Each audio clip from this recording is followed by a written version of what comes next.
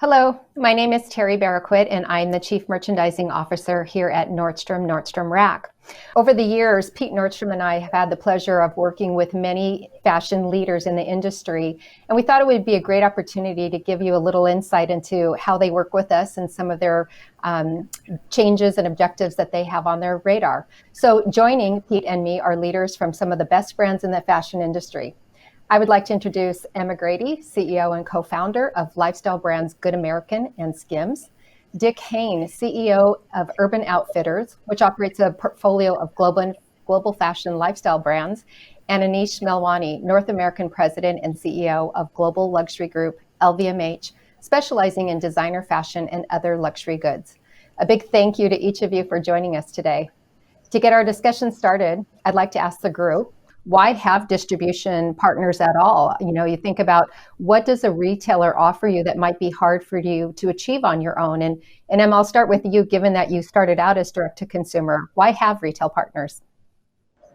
It's so important. We launched Good American with Nordstrom on day one, right? And so for us, it was actually fundamental to being able to build a brand at scale from the beginning, because we knew we had this, 50-door platform to go into from day one. And thankfully, you guys were there to support us, all the way through the brand journey. But I think it's more about the things that are outside of the traditional transactional relationship, this commitment that we together share to inclusivity, to diversity. And so I think, it's wonderful that as businesses, we have charters, and of course we're all very dedicated to what we're doing in DE&I, but the idea of actually working together on some of these initiatives to make them a reality of our business has been the added value beyond the transaction. And that for me is why Nordstrom has become such an incredible and important partner to us, because we're able to actually see out the mission of our company in partnership with a much, much bigger organization. And that's what actually completely tilts the balance beyond some of the other wholesale relationships that we might have. Thank you. Dick, for you, when you think about that question, why have retail partners, and what are the qualities that you look for, and how has that changed over time? Sure. Well, as you know, Free People started as a wholesale company. And so Nordstrom was one of our early customers. And it has grown considerably over time, as you know. I think that what we value in a partner is the reach, the customer reach, and the overlap of the customer to our preferred customer. The Free People customer is in her mid to late 20s through mid 40s, is relatively affluent and loves fashion. And I think that that's a direct overlap with the Nordstrom customer.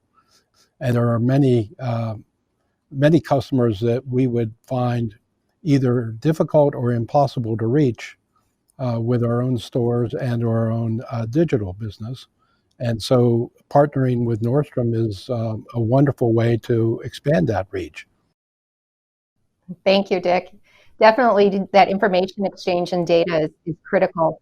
Anish, when you think about the designer space, there's a lot that's changing in the designer world and how you work with retail partners. Can you speak more about how you're looking at that going forward? Sure. I think I'd say there's two big things that we look for in retail partners.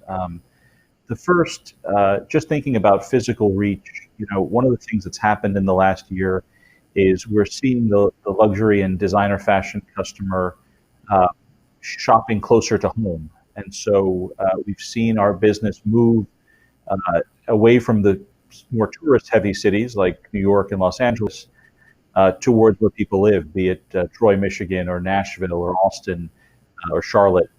And Nordstrom's footprint believe that's going to continue. And so having a partner like Nordstrom with that kind of footprint is super helpful to us. But I think more importantly, what we really value is customer intimacy and your ability to understand the customers that are walking in your store and what they want, what they're looking for, and therefore to help us understand that at that really local micro level. For us, we're fortunate as a big group that it's less about the financing of our inventory And in fact, we work with Nordstrom's in several models, from traditional wholesale through to full retail lease departments. But we're even exploring some hybrid models with you where, even if we retain ownership of the inventory, we can still take advantage of your insights into your customer base, make sure we give them that discovery experience that's so precious. Great, thank you. Pete, aside from the brands and categories which are fundamental to our business, what do you look for when selecting brands to partner with?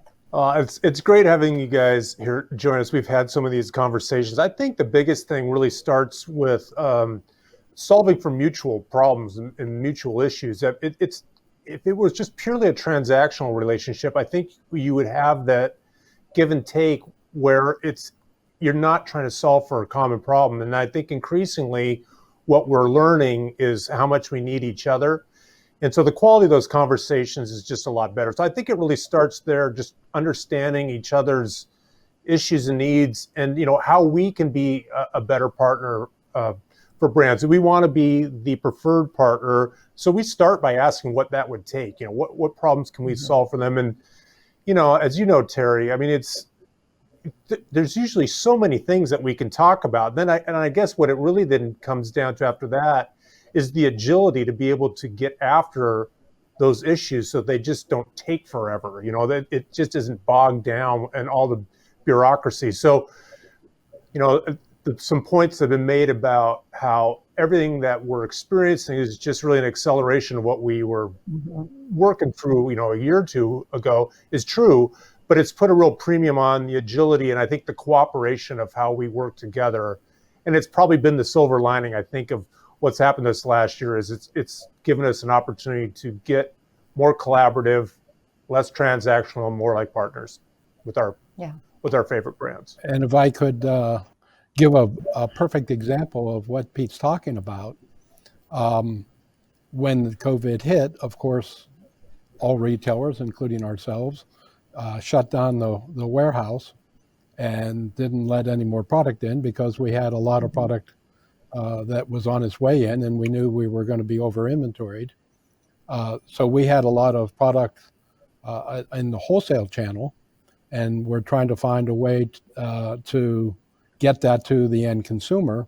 And we contacted Nordstrom, and we said, we have some product here that you can put up on your digital platform, and you take the orders and we'll fulfill it for you.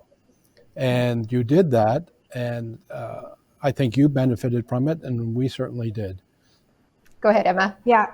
No, I was just going to say, I think the spirit of collaboration is something that we talk about so much, but my experience with Nordstrom is that it's been so clearly put on the table for us, right? I remember when I initially pitched the brand of Good American to you, Pete, and I was trying to explain that we had, we were going to go sizes 00 to a plus size 24. And you said, yeah, of course, we have a plus size business. And I said, well, we don't, we see it as one line and we'd like it all put together in one space. And that was really a fundamental principle for our brand from the beginning, but not how you guys were doing business at the time. And I think just the openness of that conversation and discussing the challenges, but then ultimately we didn't feel like we needed to give up on, a key principle to be able to be in business with you. In fact, it was the other way around. It was you guys, the big guys, that said, Emma, we'll give this a go. Like we'll go for it.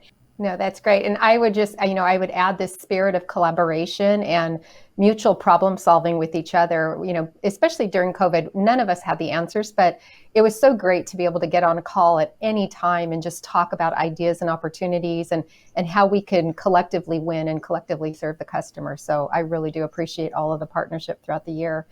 Emma, back on Good American and Skims, you've launched the brands with Nordstrom.